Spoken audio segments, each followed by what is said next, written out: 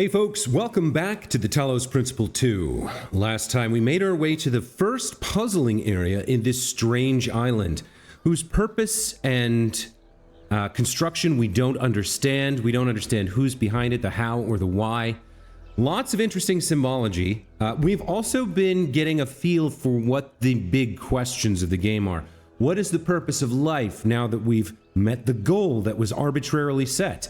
What should people do in their lives, right? And what happened to the founder? Where did she leave to? Who created this place? What are those streams of particles?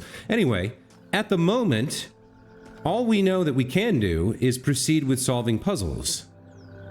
So we might as well do some more of that, right? Now that was that number 3? That was number 3, which is complete. So we need to find number 4. Which it looks like is over in this direction.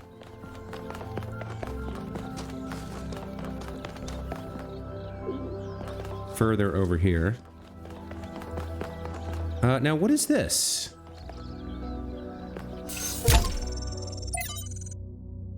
The word endures. Explore content on a lost terminal. All right.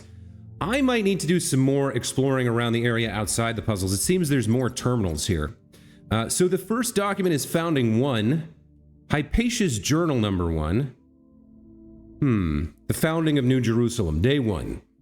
We finally set out from the dam today. The site that Athena and Cornelius picked for the city isn't far, but the vegetation makes the going difficult.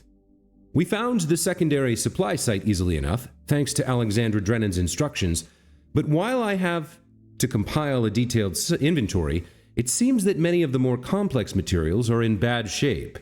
They must have expected the simulation to fulfill its purpose a lot sooner.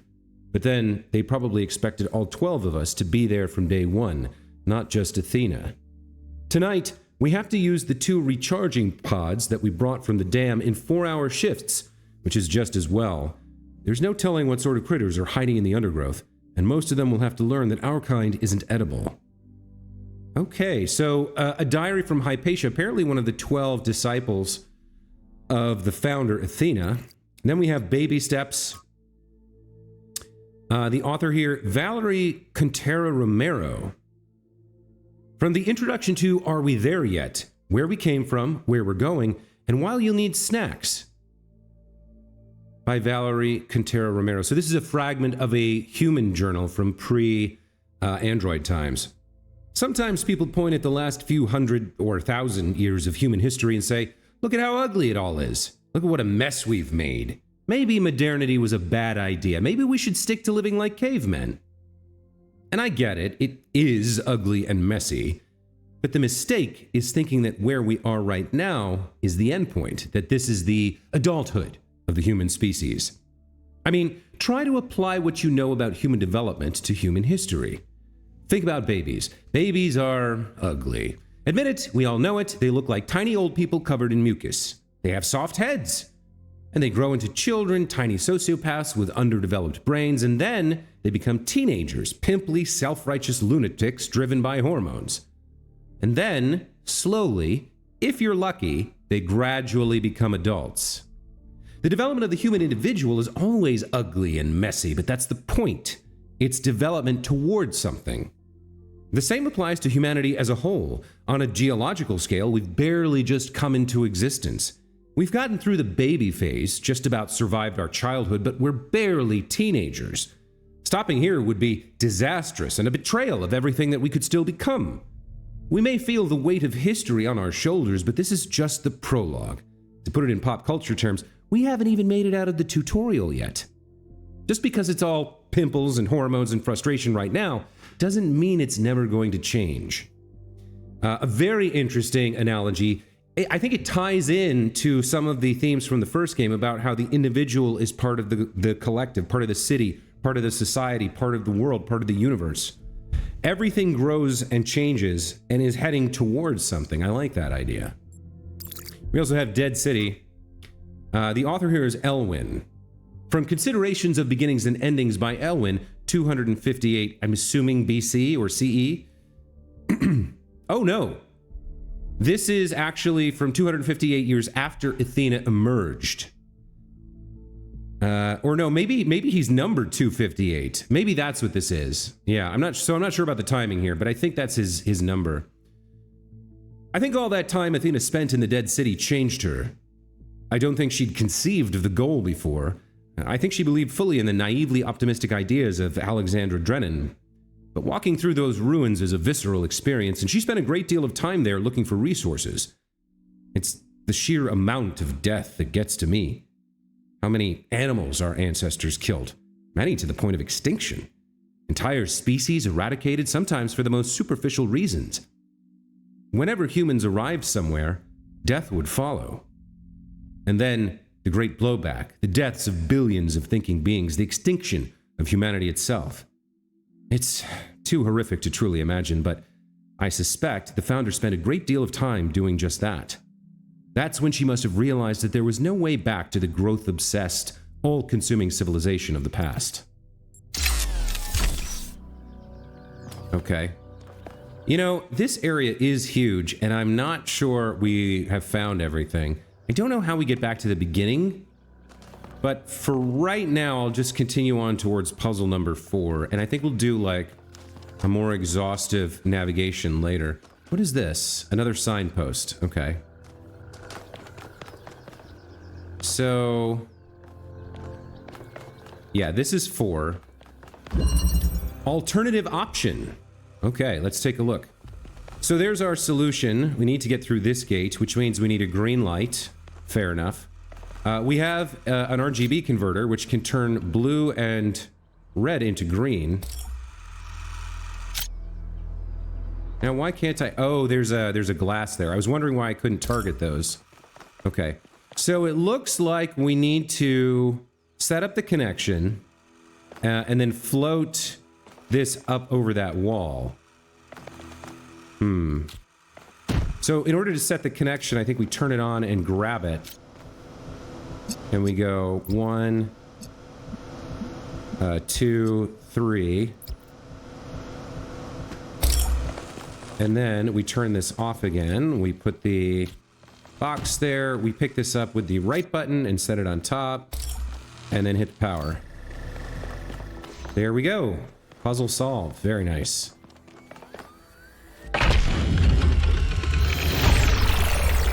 All right, we're 4 out of 8.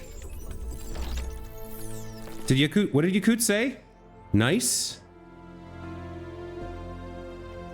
Interesting. I can't jump off the top of this.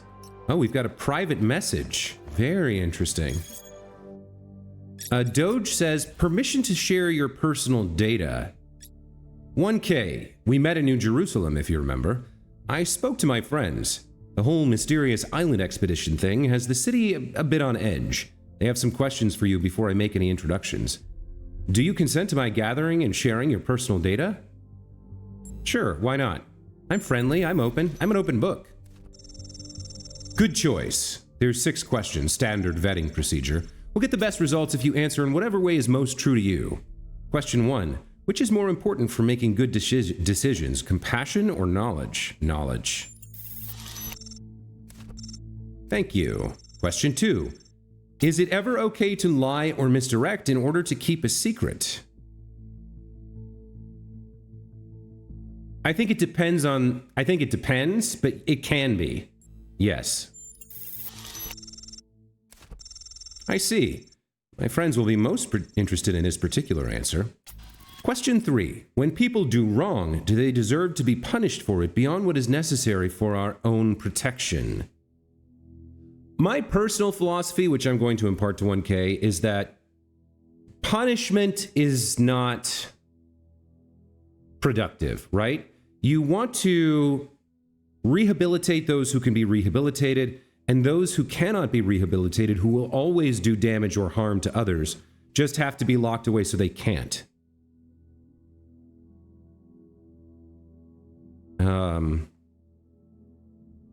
So I think what I would say here is no one deserves to suffer unnecessarily.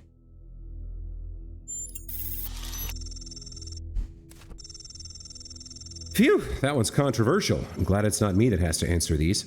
Question 4. Now it gets metaphysical. In your opinion, can the world be reduced to mechanical parts, or is existence just weirder than we'll ever really know?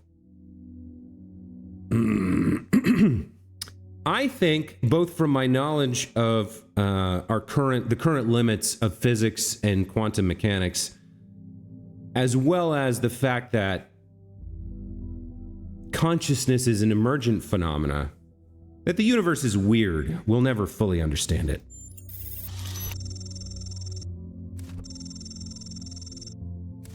Doge says, well, I'm glad you understood that question, because it's all Greek to me. Question 5. Can things really change for the better, for good? Or do good times and bad just come around in cycles?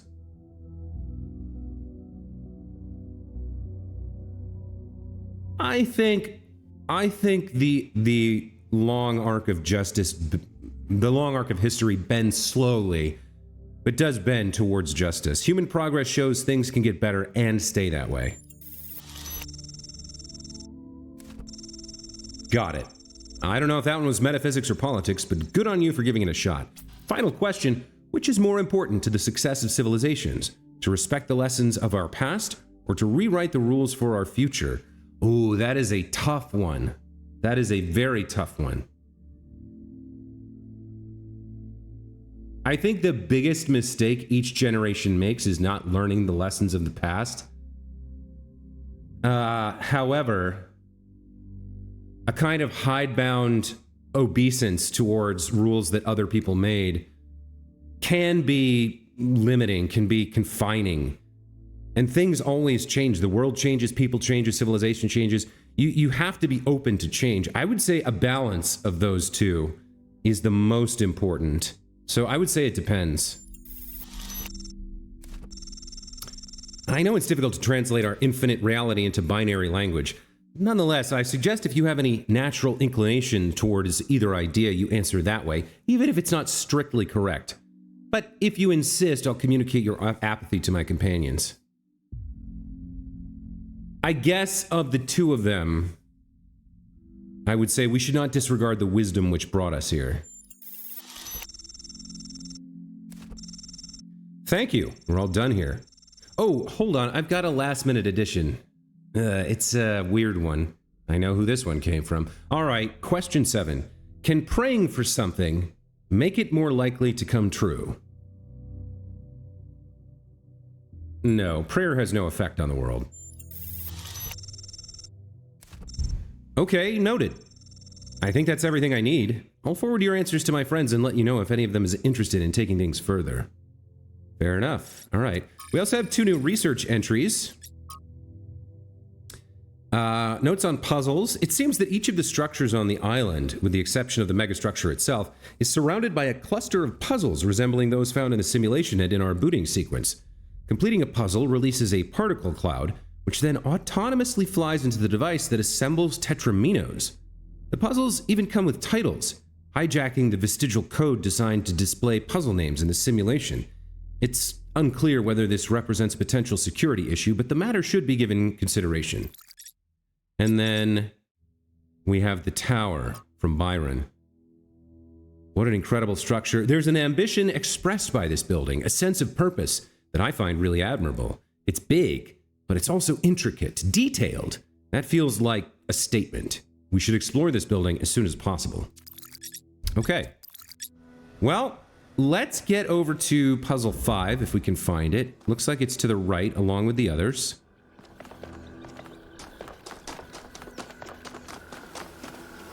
What is this? Is that back to the entrance? This area is very large and very open. It's very different from the first game. Much more, a much bigger area to kind of play around with and explore and look for secrets and nooks and crannies and stuff. All right, let's do puzzle 5. Through the door. Okay. Now, what is this for? Oh, that's the Promethius terminal for aid. All right. Can't really see what's through there. There's something over there. All right. Yeah, it's a very, very big, open feeling area. A little bit mazy too. All right, we have a connector here. We've got a red light. Interesting grooves in the wall. I wonder if there's some sort of door or Well, no, it's on this side as well. Looks like a gate could open up, except, as I said, the grooves are sort of everywhere. There's our solution, so we need a green light to get in there. What are we gonna do with our red light here? I guess we start by going through here, taking a look around. Something's holding this gate open right now. I'm not sure what. Oh, that jammer right there. Okay. Let's see. So we've got the connector there, which is holding this open. And then we've got a jammer in here holding that door open. So I guess probably what we need to do is redirect this to the door over there for now. And then we've got the blue light right there. Okay. Another connector. This is an RGB converter. Okay, I don't see much else. Let's grab this.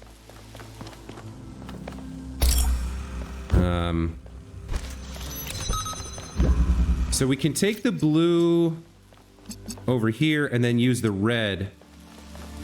So if we do something like this and move this like here. Oh, that's the RGB converter, so that's not going to do anything. So we grab this and just connect it to that. Then we can come over here and we can do 1, 2, 3 like that. Now why? Oh, that's not the RGB. That's getting the red light. Okay. So we need to get the connector through. How are we going to do that? I guess we bring it here. Put that there. Okay, now we've got it. All right. I guess technically, with that, we don't even need the jammer on this. So we could like, yeah, we could move the jammer over there. Or we could move the jammer there. I'm not sure which we need. Let's put it there for now. Because then we can take this off if we want. We can get blue and red and make green.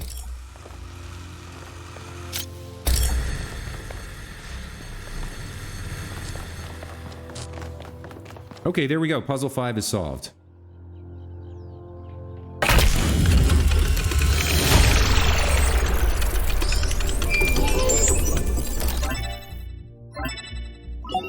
I have good news, and I have bad news. Still no idea what those particle clouds are, but I've managed to fix the transport system. I mean, I fixed another bit of it.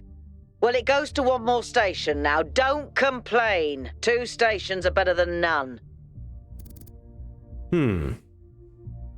Are we curious about what Melville did? Do we compliment them? Do we ignore their accomplishment and just speculate? I think, okay, so 1K is brand new, born hours ago, is the junior member of the expedition, brought for fresh eyes, as Byron said in the train, as one of my commenters pointed out. I think he would be impressed here. I think he would be both curious about what the problem was, but mostly he would probably pay a compliment to Melville. An impressive success rate. Sarcasm. Famously helpful. That wasn't sarcasm. Why did we bring you along again?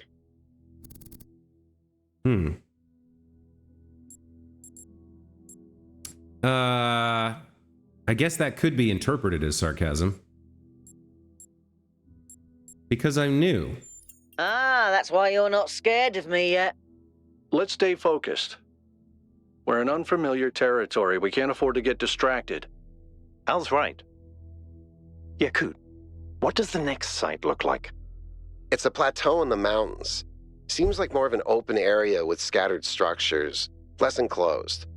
Couldn't tell much from the drone feed. There's a lot of trees. Looks pretty, though. Okay. Keep exploring, everyone, but stay alert. Okay, so a bit of a mistake there on my part. Let's get out of here. And I think now's a good time to find our way back to the entrance. So we've missed... Hold on. How do I see... There was a map somewhere. Yeah, we've missed a gold puzzle, apparently, to the left. We've got 6, 7, and 8, and then 2 lost puzzles to the right. I think I want to go back to the entrance and really take a look around the exterior, like the whole shape of this area. The Grasslands Ring. If I can figure out where we started, which I really don't know. I guess it's over here? We can check in with one of our expedition members here. This is Yakut, the navigator.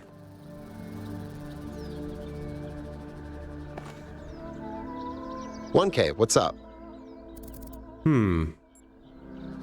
Tell me about yourself. "I don't know if there's much to tell. I'm not that interesting. I'm just a member of the scavenging team. Well, senior member. Lead scavenger, I guess. There's not that many of us left, to be honest, and Garrus doesn't get along with the mayor. What else? I have a cat named Bruce. I like old music. I have a collection of antique bottles. I think that's it." Why did you become a scavenger? "I've always loved exploration, seeing new places, that feeling that you're the first person to set foot somewhere after all this time. But you know, it's not even that. It's just seeing new things. The world is full of remarkable sights, and experiencing them changes you. It's not the same as just reading about it."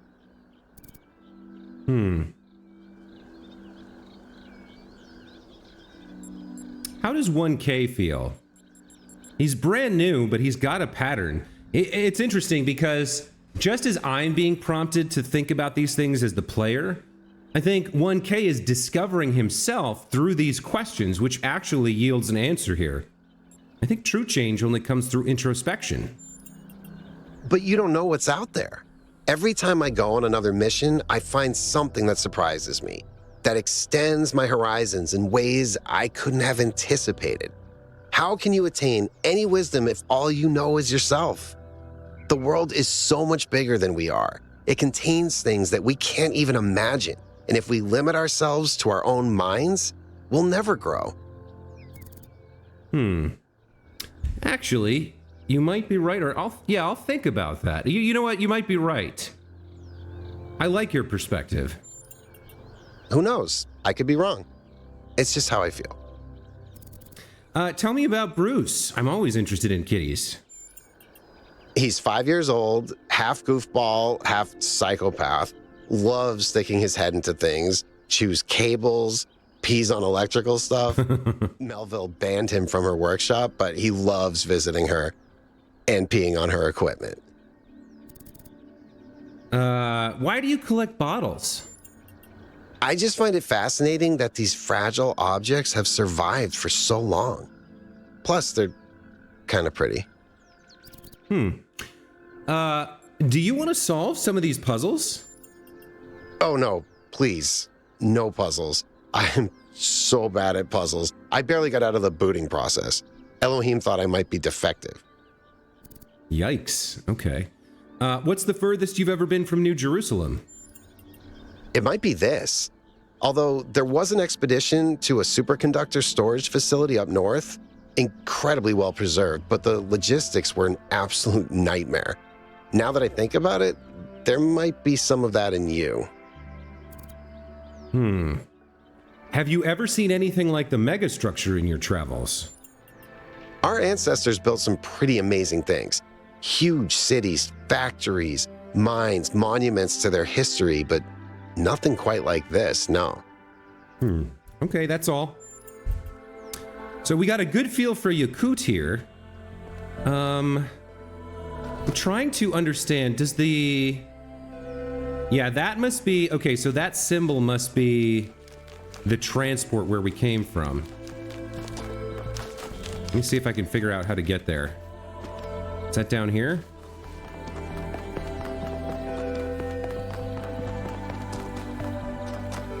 Wait, where did it go? Oh, is it above me? It must be above me now. Or below me, perhaps. Have we seen this terminal?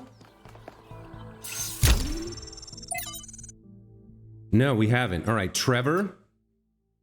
The life of Trevor Percival Donovan, known to his friends simply as Trev, never as Percy, was part of the Extended Lifespan project that formed the backbone of the simulation and the archive. He helped put together the hardware that made all of us possible. Like Alexander Drennan, he left behind a series of messages to the future. But unlike Alexander Drennan or Arkady Chernyshevsky, he was forgotten. Not one building or street in New Jerusalem is named after him. I dug up his files from the archive, and I've been thinking about them a lot. The author here is 5358.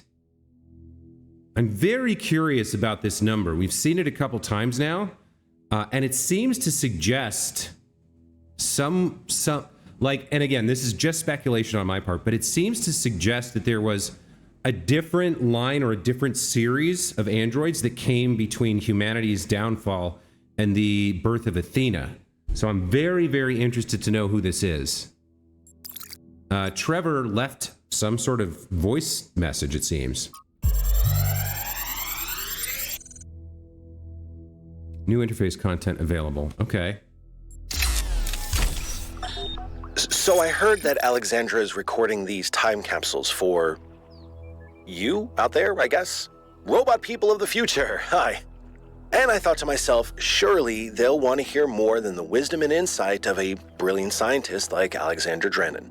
Surely they also want to know what I was thinking, a dumbass hardware engineer from Staten Island. Tell us about your insights, Trevor.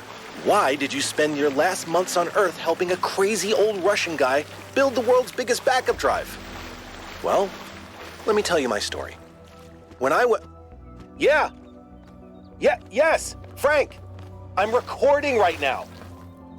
Uh-huh. No. You know what? Why don't you go... And then it cuts off. Interesting. Okay, so it seems there's a series of... We can locate or find a series of voice messages left behind by Trevor, the hardware engineer who built literally the hardware that the simulation ran on. Someone we've never heard of in the first game. Very interesting stuff. I don't know how much exploration I need to do to find like those types of secrets. Like, would there be, you know, jumping puzzles and other types of things that we need to do? Like, this looks vaguely like we can kind of get up. Yeah, we can get up on this.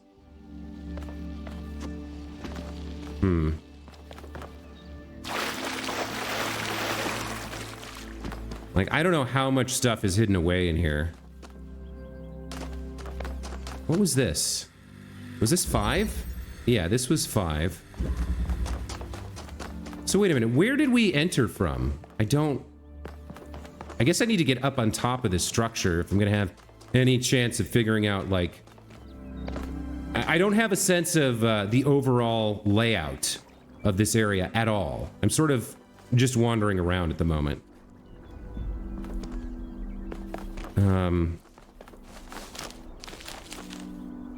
And in the last game, there was a lot of little things hidden, like there was part of a leprechaun, and like you just had to stumble across it, right? There was like a pickaxe you could use that was hidden inside on the top of a random group of boulders. There was just a bunch of stuff you had to keep your eye out for if you were going to find. And I have no idea how much of that there will be in this game, but this first area is very large and has a lot of area to cover, so I'm trying to get a sense of like a place to start and try and map it in my head from.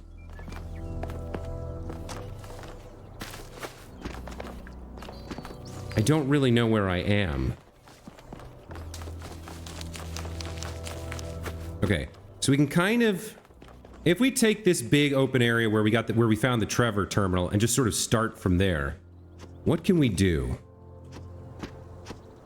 I actually can't jump high enough to get on this, it seems. Yeah,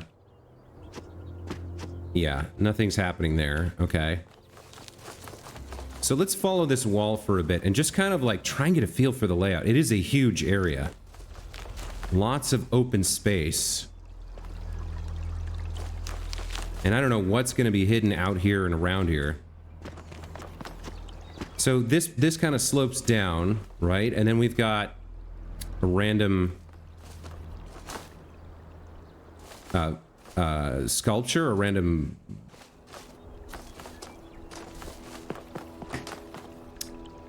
statue of what looks like an AI, sort of, or looks like an android. Okay. Come around this side of this wall. We can see that there are these sort of openings. This looks vaguely like a ladder, but apparently it's not. All right. There's sort of water with the cattails and the lily pads everywhere. I guess I'll just kind of like follow around for a while and just explore and see what I find.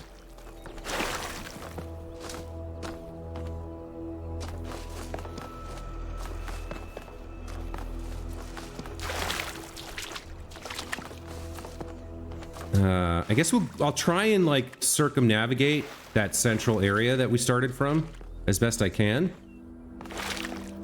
It's very confusing. It's just, I kind of wish there was a map. If there was a map that like sort of showed what you had seen and, you know what I mean? That would be pretty handy. Who's that? That's Yakut again? All right, we've spoken with you. So we can get inside this area through this portal. Okay, that leads over there towards this. This is a definite like landmark that I can remember. So once we've solved the first 8 puzzles, we'll be able to use the Tetraminos to build a bridge over here. Oh yeah, okay. Oh wow. We can actually start already?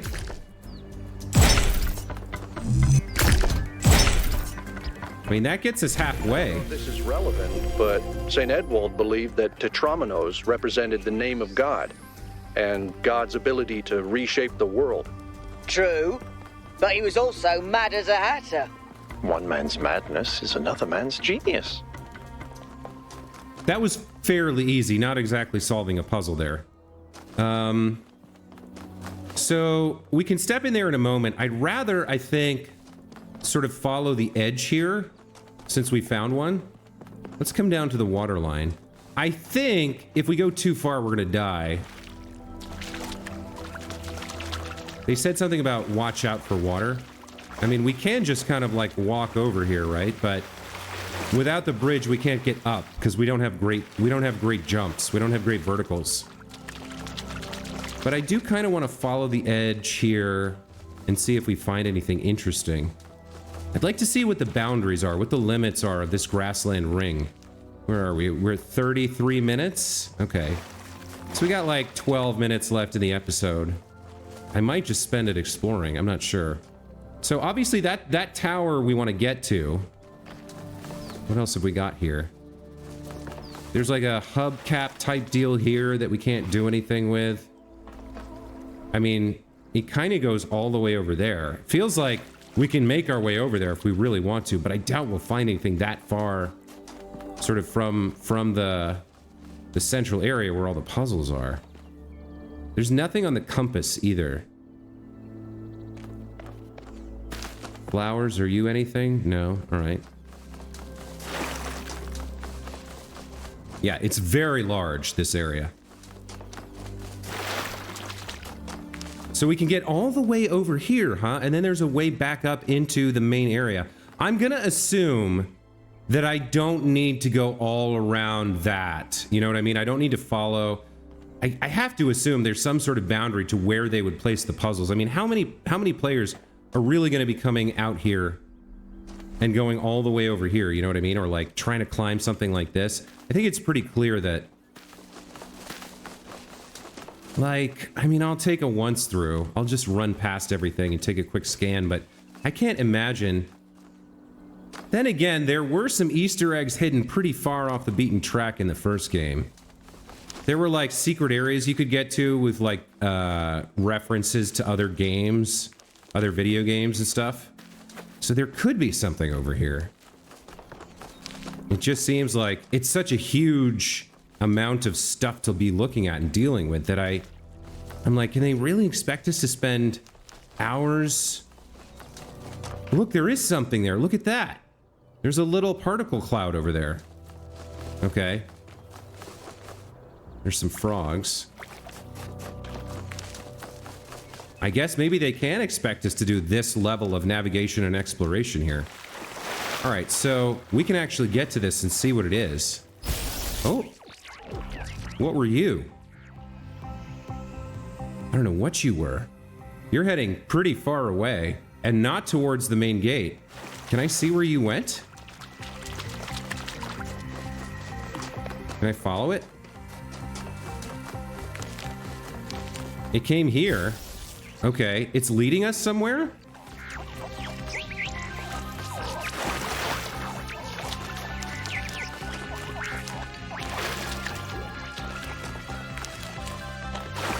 Now, where are you going?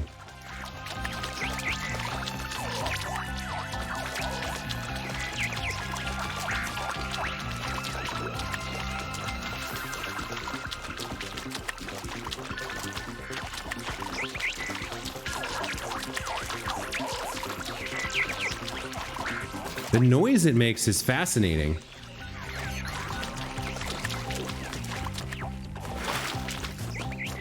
Are you going over there? But I didn't solve a puzzle for you. Oh, you're going past here. Okay.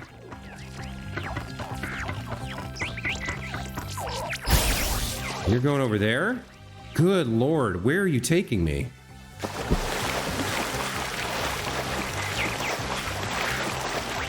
This music is really cool.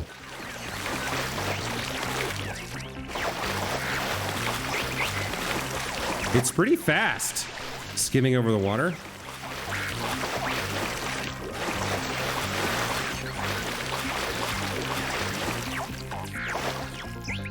Interesting monument. Decorative for another puzzle. Okay, so that little thing we found way over there by exploring brought us to this monument.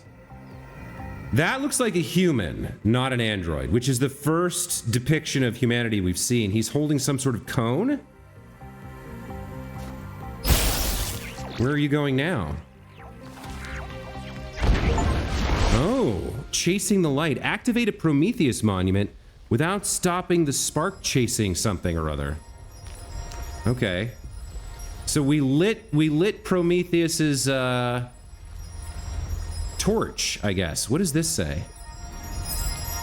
Find my sprite and follow it until it leads you back to me. All right, we accidentally did that.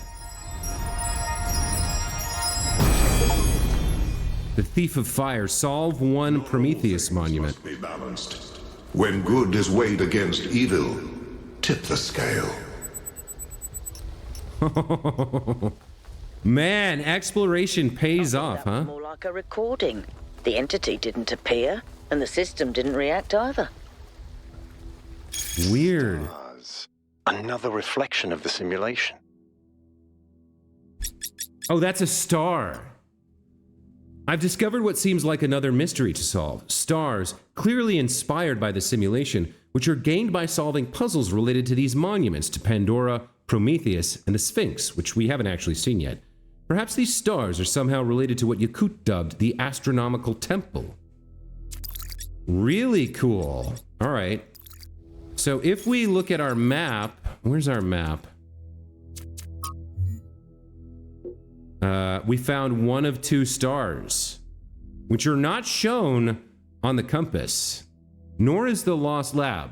We've seen the gold puzzle and the lost puzzles on the compass. We have not seen either the Lost Labs or the stars. So there's a first star found. Very interesting. Okay. We got a few minutes left. Oh, man, this area is friggin' enormous. What is that redness over there? Oh, that's one of our compatriots scanning the artwork. I think that's gonna be Byron. Okay, so we found one star. Let's continue around the exterior of this water area. Now that I know, like, we're gonna have to spend a lot of time exploring. Like, just doing puzzles is not gonna cut it for me. I'm gonna want to find everything. Is this Byron? Let's check in with Byron. How can I help you? Tell me about yourself. I'm someone who was born a long time ago, when we couldn't afford to romanticize the past and demonize progress, when the value of human civilization was evident because it was so close to being gone. I'm someone who believes that human beings are important. Terribly, desperately important, because intelligent life is rare and precious. I suppose you could say I'm old-fashioned. Yeah, Byron here is number 7. What do you think about the megastructure? It's a mystery. Not just because it's technologically far ahead of us, but because we genuinely don't understand its purpose. And I think that's wonderful. It's just what we needed as a civilization. Perhaps, but I got some bad news for you. Within the next 30 to 40 hours, I'm probably going to figure out everything about the structure, what its secrets are, and what it means. What's the role of puzzles in our culture? When Alexandra Drennan was trying to find a way of creating true AI, she stumbled upon the idea that curiosity and playfulness are core characteristics of intelligence. So she built the simulation around a game, because playing is part of what makes us human. We also retain some of that code, as I'm sure you noticed when you were booting up. Because of that, puzzles have always been important to our culture. To me, they represent the idea that the application of reason can lead us forward. None of which explains why these puzzles are here or who built them, but I think it shows that there must be some kind of intent behind them, perhaps a test. Interesting. You and the first officer seem to have an odd friendship. Because we disagree on just about everything, you mean? Well, here's the secret. Al is honest. He believes what he believes because it seems right to him, not because it gives him power over others. I respect that. In fact, I prefer that to someone who agrees with me just because I'm one of the first companions. All right, that's all. So he was scanning the artwork. Now, what is this? It's the thinking man or some equivalent thereof? Whether it is true that Daedalus constructed the giant Talos, or as others say he was the creation of Hephaestus, what we may be certain of is that he was made of bronze and had but one vein, within which flowed a liquid substance like blood, which some claim was quicksilver, and others assert was ichor, such as flows in the veins of the gods. The loss of that liquid caused him to die, as a man dies when he loses his blood. May we not then say that Talos, though created as a machine or a toy, had all the essential properties of a man? He moved of his own volition, he spoke and could be spoken to, had wishes and desires. Indeed, in the tale of the Argonauts, that was the cause of his downfall.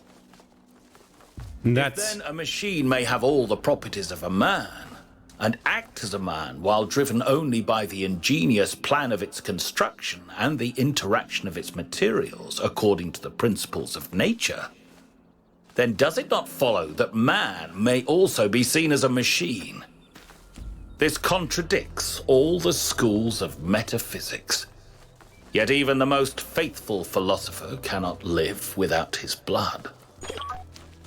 Yeah, that's the Talos principle from the very first game. It's interesting that there was a hologram that spoke it aloud for us. Also, what is the deal with the infinitely spawning frogs? To me, that almost seems like the glitches that we saw in the very first game. Is it possible there were 2 layers of simulation? One which was meant to cause or evolve intelligence, and one which was meant to test its worthiness to inherit the Earth? Like, maybe we only think we're in the real world. It does seem from the history we read in the first game that they struggled even to build the first simulation, so I'm reluctant to believe that we're inside a second layer of simulation being tested again. But I don't have a good explanation for what's happening with these particle streams building these puzzles and structures out of thin air. And the weirdness with the frogs is very strange.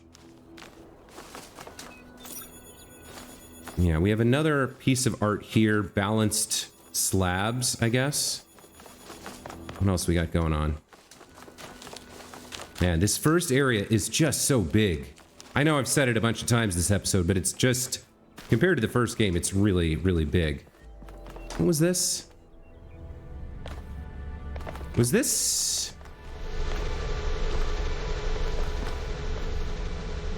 Have we been here?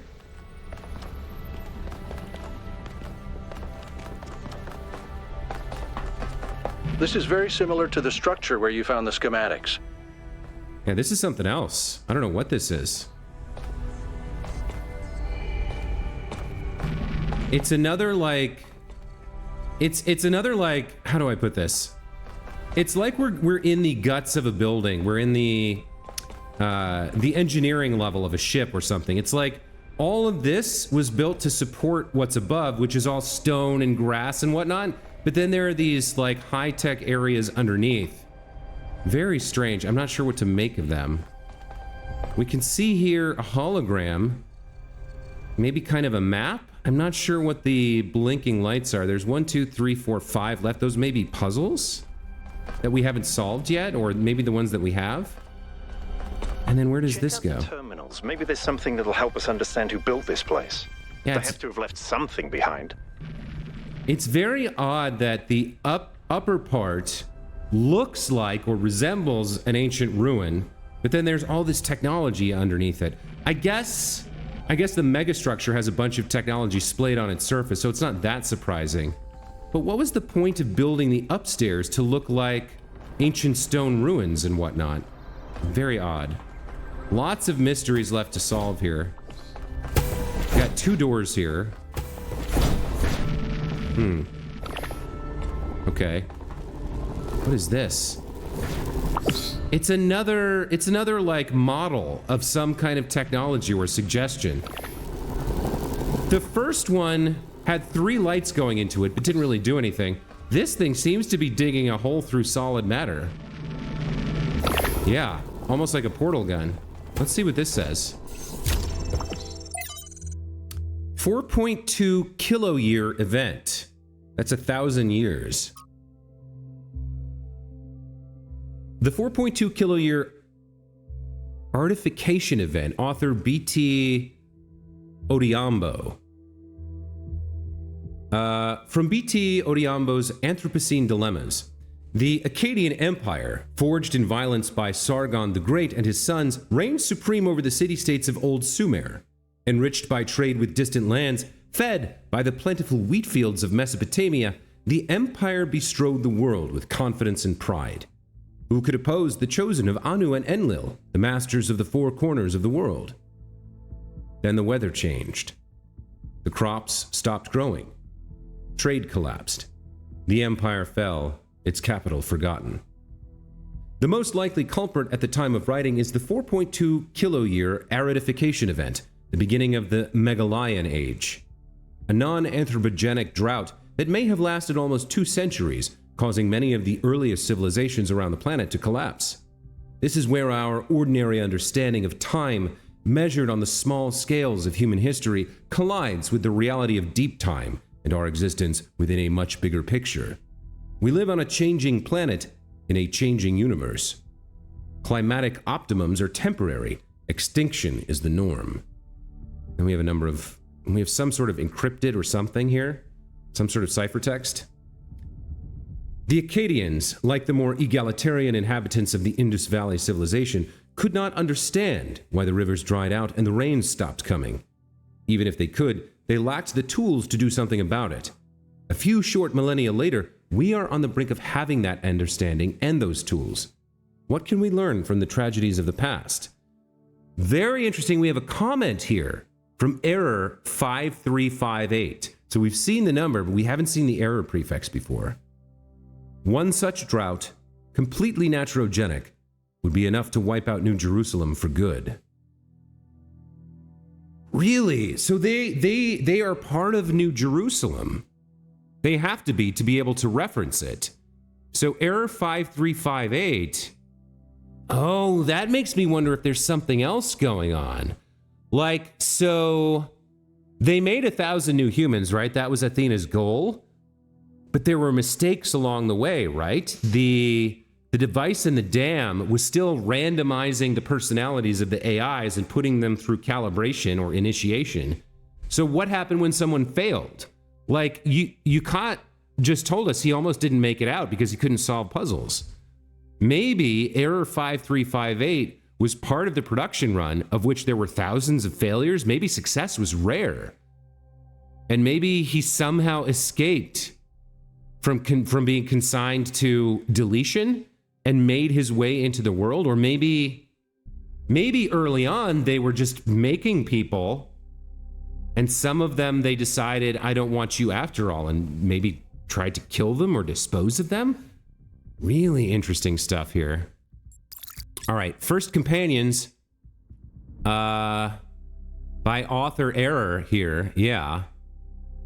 And then there's more encrypted text here. When the founder awoke, leaving the garden behind forever, there were two more whose bodies had been anointed by the progenitor. The gold disc breathed life into them, and their names were Eustachius and Cornelius. The founder showed them all she had discovered. Together, they explored the dead city and saw the ruin to which humankind had fallen. It was then that the founder understood that the sins of the past must not be repeated, and that only through humility could the future be saved. Aside from Cornelius and Eustathius, there were 10 whose bodies the progenitor had not anointed in due time. Now it was upon the founder to complete this work and begin the resurrection. In this matter, Cornelius proved of great assistance. More encryption. After many tribulations, the 10 were brought to life, and these 12 that were born after the founder are called the First Companions.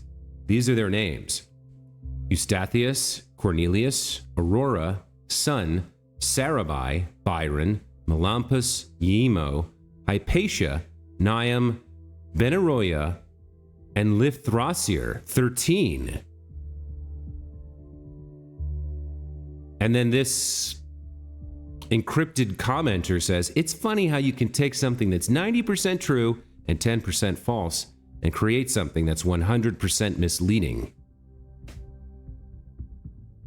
Wow, we're getting into the deep lores here. Who the hell is Lithrasir?